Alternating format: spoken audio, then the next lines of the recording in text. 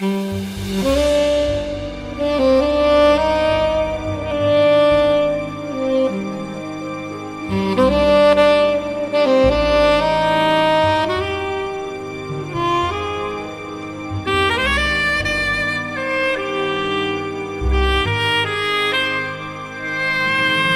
listening to The Diarist, a Red Couch Black Dog production.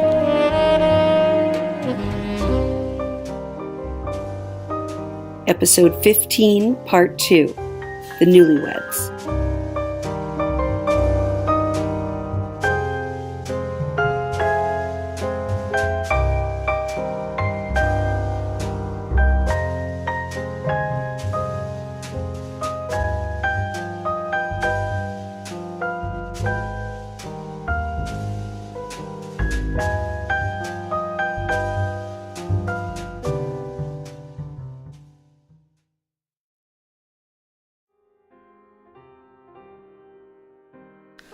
I didn't expect, but rather hoped Mother would warm to me once I was married to Richard. He'd cleared my name after all, hadn't he? I was a respectable wife. Perhaps Mother and I would start things where we'd left off. Indeed, Richard was not only a rich man, but Mother would become a grandmother right away. And I had every intention of having more children. Sometimes all I could think about was having his child. So I thought, given this raw material, Mother could curate a respectable, indeed enviable story. I knew Mother's love for me was superficial, but what else did I have? I'd lost nearly all contact with the office girls after I resigned. Every morning I watched as Richard left, continued on in the office world we'd one time shared. I suppose I missed the work as much as I did the friends. But everyone goes on with life, and I felt I was hardly missed. And my old school and girlhood friendships? Half of them cooled to me after the breakup with Stephen. Partly Mother's doing, I'm afraid. It seemed she was on a lifeboat with only room for one. She saved herself amongst a sea of socialites. She needed to stay afloat. I was so lonely I broke down and called Mother, hoped for reconciliation. She agreed to meet me at the Lotus Room for lunch. I needed a mother. The estrangement seemed to add to my growing anxiety. That deep seed planted when I found Margaret. I was keeping it hidden, but for how long? I didn't know. All I could do was hope it would pass. It was stubborn. It began to feel like a haunting. There were little things, too. It seemed sometimes I didn't recognize my own clothing. I'd ask Richard if he had bought me something new, but his response was always, "Darling, do I deny you anything?" So I covered it up, acted as if I was being coy, but I wasn't. Sometimes I felt as if I couldn't make love. My brain was so mixed up. But if I told Richard that I didn't think I could, he would say, "You can, and you will." Why did he have such command over me? Instead of arguing, I found myself unbuttoning my shirt, removing it. I found myself slipping off my cigarette pants, standing there in my camisole, waiting for him to take me. As always, he did. I was under his control. He made love to me, and as usual, it pushed the limits of my comfort. That was the game. To pull me under his control. To almost drown me. Keeping me in that place of desire.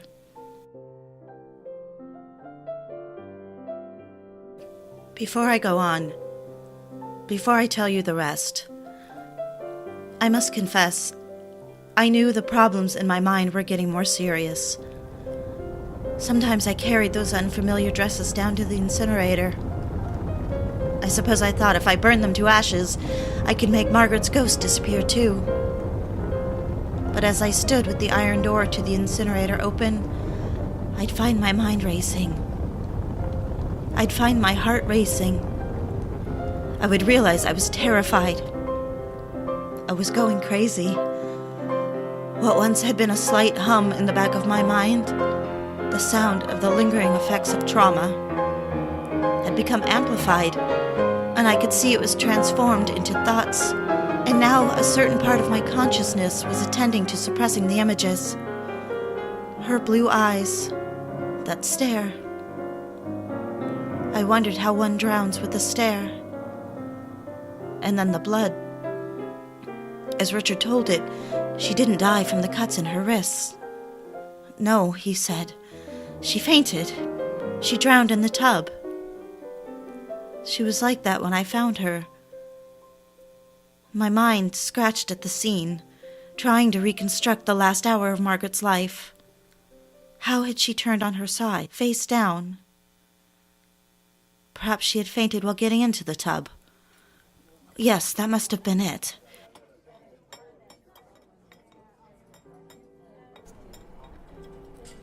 Mother! Here I am! Over here! Andrea. Yes. Sit down, Mother. I'm so happy to see you. Well, I had quite a lot to do today. I had to rearrange my schedule. I'm not downtown often these days, you know. I had to reschedule an important luncheon. Good afternoon. May I bring you a drink? Let me see. I think a mint julep will be a nice springtime drink. Yes, and for you, miss? I'll have one too. Very well. Oh, Mother, can you believe it's spring? Thank you for rescheduling your luncheon. I suppose you can tell... Tell what? Your hair. You decided to bleach your hair. Well, yes. That was quite a while ago, though. Do you like it? It suits the new you. Well, I was speaking of my ring. I'm married now, Mother. Are you? Why have you asked me to meet you, Andrea? Well, I wanted to apologize. I know I've caused you... Well, I know I've hurt you. I wanted to know if you would forgive me. Will you be angry at me forever? I've had it so hard, I feel as if you're punishing me. You've made your bed, Andrea. Please stop crying. Your father said you've had some sort of breakdown and I relented. I'm here at your father's request. Just look at it, won't you, Mother? This should impress the girls at the club, don't you think? It's 3 carats. 2 mint juleps, and for lunch? I don't have much of an appetite. Just a cup of the vichyssoise. That's what I'll have too. Must you flaunt that thing? How long has it been, Andrea, since the accident? My God, can't he even wait for the body to grow cold? Is that how it's going to be, Mother? As I said, you made your bed. Waiter! Yes, miss? Please, take this foolish drink away. I'll have a scotch. On the rocks. Yes, miss. I'm sorry. If you'd like to leave, Mother, then I suggest you do. What now, Andrea? Are you going to get yourself drunk? I'm tired of pretending. Trying to please you. Or what a mistake this was. There is no way for you to please me. Don't you even care that I was the one to find her? Lower your voice. Everyone at the country club knows what you've done. Do you want all of New York City to find out?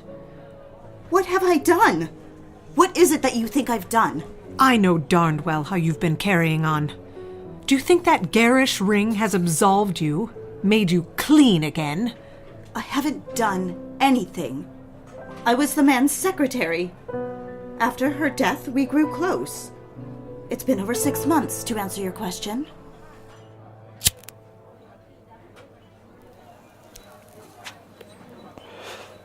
Put that cigarette out at once, or I'll leave you sitting here by yourself. Isn't that exactly what you've done? Left your only daughter by herself. You knew what I went through. Still, you didn't show up at the hospital. Father did. He sat and talked with me. I was in a state of shock. Here you are, miss. 1 scotch on the rocks. Enjoy, miss. Oh, you're attracting men like flies. Look at how you behave. how you dress. What am I doing? What do you want? Why did you call me here? Do you hate me so much, Mother? I don't hate you. I don't like that word. All right, then. Do you love me? All right. Since you're so brazen and bold today, I'll be truthful too. Honestly, I don't know if I do. Love you. Mother. What is it? I can see how old you are. How you try to hide your wrinkles, but the makeup? You can see them. Around your eyes. Your hair, too. It's dry. Mother, you're old. Your beauty, the beauty I thought you possessed, it was a silly trick. How could you? Do you ever drink scotch, Mother? I should say not. Oh, it's very good. Well, that's settled then. What is that supposed to mean? Perhaps you should go, dear. I will not. I've ordered lunch. All right, then. Suit yourself. Here we are, 2 vichyssoise. Looks delicious. The soup, I mean. Thank you. Is there anything else? Some rolls, please. Yes, right away. Those rolls will make you fat. What do you care? We can't very well eat in silence. Is that so? Yes. You want it to be cordial. I promise you this is the last time I'll call on you. But since we're here together, why don't we have a stilted, cold, pretentious conversation? You're a terrible daughter. You know that, don't you? How can you speak to me this way? Are you really so angry that I didn't marry Stephen Morris? Since you're asking, yes, I am. I'm beyond angry. I've suffered an unforgivable betrayal. Is that so? Did it occur to you that he was my fiancé and this is my life? Oh, yes. With your flip attitude, it occurred to me. Has it occurred to you that I've invested 25 years in my only child? Oh, how I wish I had had more children. Another daughter. Perhaps I wouldn't be so devastated. All right, Mother. Enough with the act. Dinner rolls. How is everything? Damned wonderful. All right, then. Must you be so glib? You know as well as I do that you could spin this yarn. You could make this respectable. You would have a wonderful son-in-law, a rich executive, and a granddaughter. Why are you so close to this idea? Don't you see how much you've embarrassed me? Oh, what are you doing? Honestly, Mother, what has made you so cruel? You don't love me now, and you never did. Did something happen to make you this? That's enough. How dare you accuse me of having the problem? It's you. You are my problem. Well, have it your... I'm leaving, Mother. Perhaps it's childish to leave a half-eaten meal. It most certainly is. It is childish. And I have to leave childhood. I have to walk away from you, Mother, and into my own life as a woman, a wife, a mother. You're right. I see it. Maybe I've known it for years. There is no love left between us. And I understand your worst fear came true. You've been shamed. You've lost your footing with the country club women. But you see, Mother, you aren't as strong as Father always said you were. You've fallen in stature, and it's because of me. You're going to leave me here? Tell them to put it on my account. I most certainly will not. I won't accept any of that indecent man's money. Andrea! Oh, how dare you!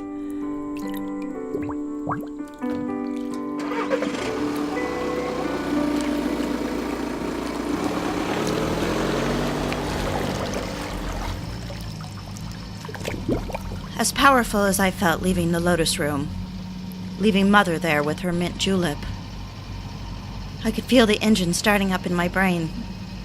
a torment I could trust to no one, especially not Richard. I was afraid my panic was too great. The cab ride was a nightmare. My brain was so tormented, I felt I would not be able to hold on to reality even after I got home. Especially not Richard. I knew I was losing my mind. I was afraid my panic was... because my memory was unreliable. Shards. I don't want you. I've never wanted you. Shards. I don't know if I love you. Richard. Present moments were punctuated with the Andrea, strange sensation why are of you floating making me do this to you? down the street outside of Margaret's nursery school. I want you to. Sometimes I'd hover in place with things blurred around me. A relentless vertigo. But more and more often, it was as if I'd disappear. I would start rising up towards the sky, a vantage looking down at myself and the world. It was in those moments that Margaret would come to me. I couldn't tell the difference between what was real and when my imagination had run away with me. If I confided the truth in you, would you tell me I was insane for believing, at times, that I was looking through her green eyes? That I was becoming Margaret, or that a piece of her spirit had infected me on that terrible morning? As she died, she breathed a terrible curse into me. And the headaches, they were unbearable. It was as if she had possessed me, and all this clamor was her voice trying to come through, and finally in the taxi on the way home from the Lotus Room she did. Margaret's voice came through as clear as on a transistor radio. I have things packed. I must just check for the driver.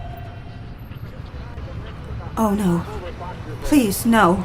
What is it, miss? I have the right address, don't I? Oh, yes, I just heard horrible news. No, Dottie, you've heard what I've said, haven't you? I have things packed. I must just check for the driver. Oh, Dottie, let's hurry. Only what you can carry. I'm sorry, miss. Why do you torment me? You know I'm not Dorothy. I'd be happy to stop at a phone booth, maybe call your husband. Why do you bother with the girls? Find my diary. Go to the basement, look in the box marked Christmas ornaments. I will. What girls? Oh, that terrible Ellen. And that girl, the one who's after your husband. Miss, are you all right? Do you mean Velvet? She is, isn't she? She's already caught him. You know they're sharks. Yes. The executives. They're sharks. And she's lured the biggest fish in the ocean. Please don't say that. Oh, please don't say that. You don't want him. I do. I love him. Go find the diaries. Do you have a key to the basement storage? Yes, of course. If I go, will you please... If I go, will you please... Please stop tormenting me. I'll do whatever you want. You are dead, aren't you, Margaret? If he knows you're helping me, he will kill you. Are you all right, miss? Have you... What is it? Have I... known a person to take their own life? Can I take you somewhere, miss? No, here it is. Here's my apartment. But... Take it. Take all the money I have. I don't want it. Wait, there's $50 here.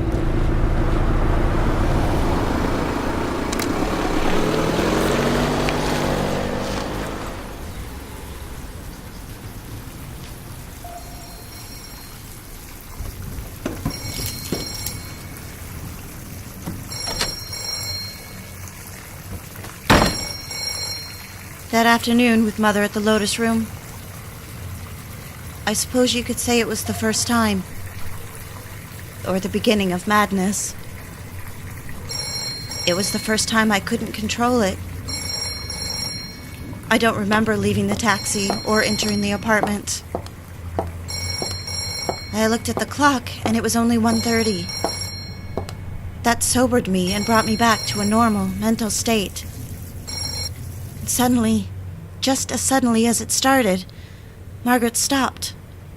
My headache stopped, and there was a silence.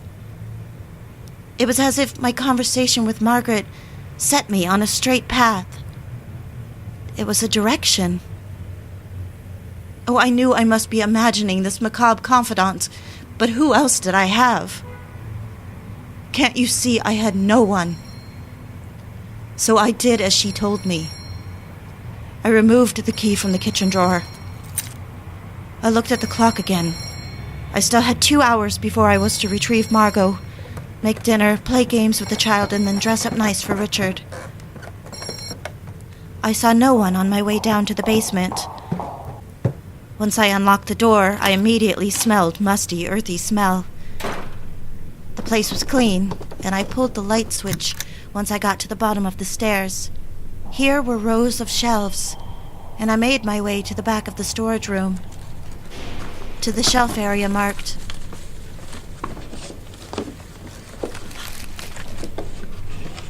Margaret.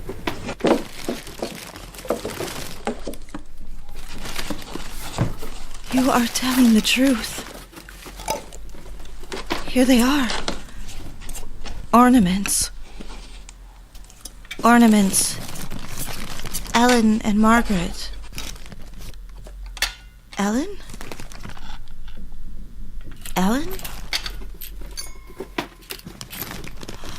Oh, look at these beautiful stars. They must be sterling. And crystal icicles? Oh, Margaret, were you from a well-to-do family, too? Oh, look at this. Look at these stockings. Margaret, you poor girl. Oh, here it is. Your journals. Here they are, you clever girl. God, you weren't crazy after all, were you? You trusted me with the truth. Oh, I have no friends at all. I have nothing. Margaret, why did you have to kill yourself? Will you tell me?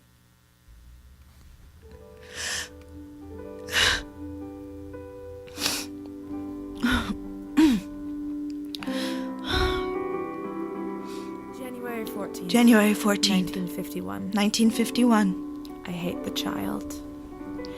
She I feels like hate the child. a reptile in my arms. She feels Or like worse, a reptile something in my arms. Primordial.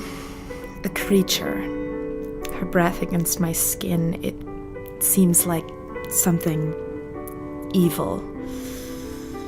I hold the bottle for her greedy lips, and as she eats, she's depriving me of my own blood and strength, a physical depletion of my spirit. And the way her eyes look at me, they are the same eyes as Richard's own.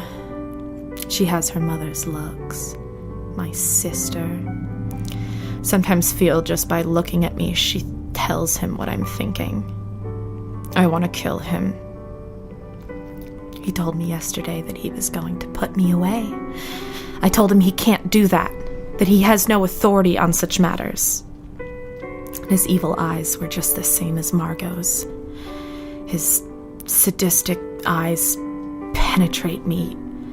Oh, but I can have you put away, and I will if I want to. I shall underline it, for he is a master criminal without remorse. January 22nd, 1951. I told him that I am a woman of my own mind. I make my own decisions, and I didn't want him. I told him no. I can. I will if I want to. Oh, but I can, and I will if I want to. I can do whatever I want, Margaret. He tells me he's tired of me. I ask him why he agreed to marry me in the first place. I'd never wanted him. I never wanted his greedy little child. Jesus Christ, he sneered. What kind of woman are you? Guess, I yelled at him. Guess, you bastard. He's taken to calling me his little gentleman. It's because of the clothes. I won't wear the ones he's bought me, so he will mock me for it. Here we are, 2 fine gentlemen, he tells me. You're a silly girl, you know that. I hate him. What kind of woman... What kind of man forces a 19-year-old girl... I suppose I have to ask, what kind of mother forces her daughter to marry such a man? It was a conspiracy contrived. It was a marriage of deceit and greed. Let me state, for posterity, I hate all 3 of you. No, 4, with the child. Oh!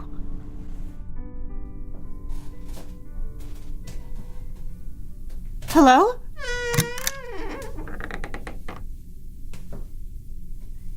Who's turned out the light? Someone is down here?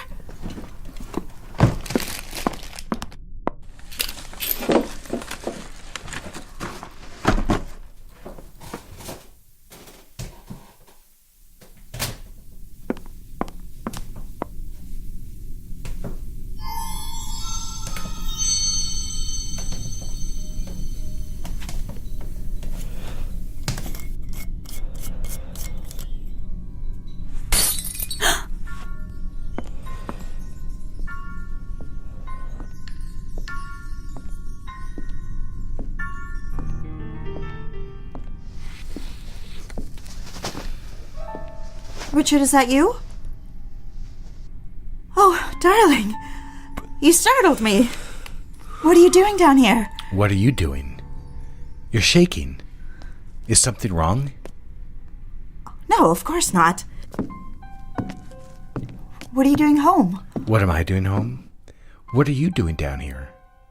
Have you found something that upset you? Darlene? What do you mean? The box is here. Is there something there? What have you found? Don't be silly. I don't even know why you... I'm simply looking for Margot's summer clothes. Darling, let's go upstairs. I'll make you lunch. No. Don't tell me what to do. Finish what you're doing. Finish what I'm doing? Yes. Show me what you were doing. Show me what you were looking for. Oh, you're silly. I wasn't doing anything. Please, darling, you're scaring me. Why are you shaking? Because I'm scaring you? Are you afraid of your husband? You just startled me. I was just putting boxes back. No, I didn't mean scaring. Why are you teasing me? I thought you were getting Margot clothes. Are you joking? I can't tell if you're kidding me. Put the box back, Andrea.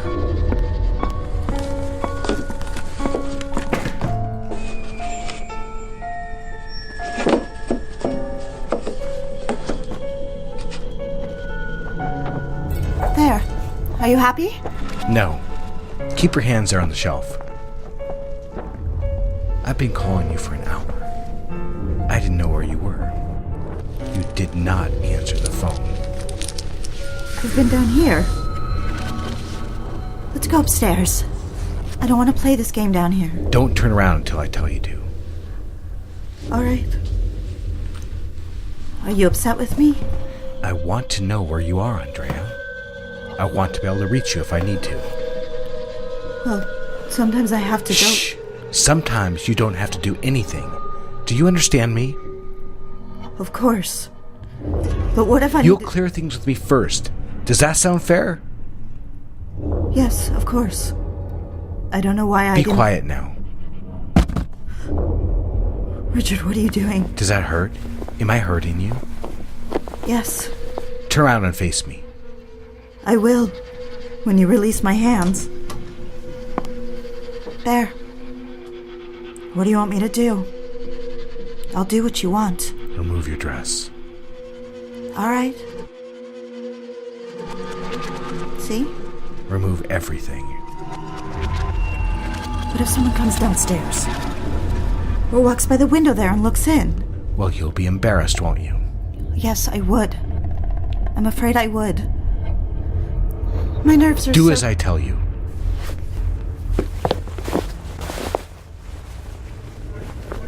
There, you see? I did as you asked of me. Loosen the scarf. Now take it out of your hair. Here it is. Well, bring it to me. Yes, I'm sorry. I'm nervous, Richard. I can't tell if you're just playing a game. Well, you were doing something wrong. Something you weren't supposed to be doing. You were looking for something, weren't you? No, of course not. Come here, kitten. This new you, the hair. You've gotten rebellious. Here it is. The scarf.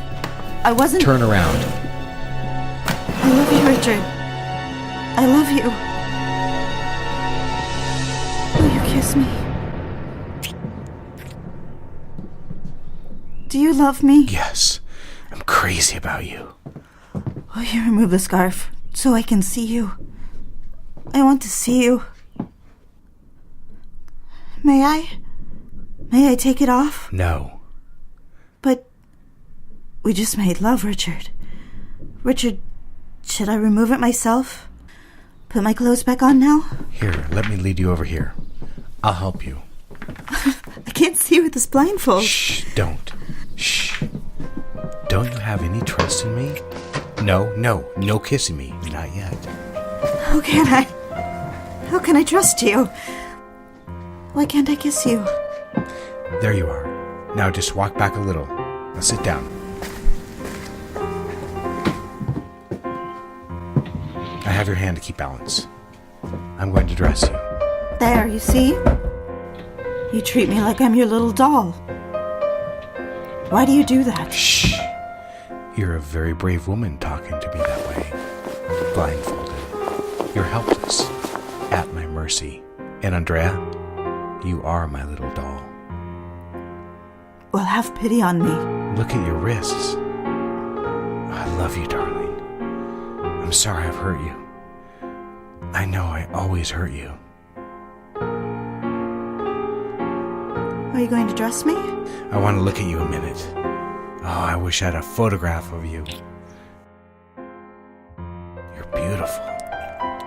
Your skin is so pure and soft, except where I hurt you. But even the red marks are beautiful. What are you doing? I'm putting your stockings on. Richard, what are you doing? It's a game, darling, that's all. You're such a worried girl. What kind of game is it? Lean back. Keep very still while I get you dressed. Richard, you're not dressing me. What are you doing? I'm making love to you. No, but you're... See, darling, it's a game we both can win. Richard. Be quiet. Wait. I'm sorry I doubted you. I'm sorry I didn't believe you. Andrea, lean back.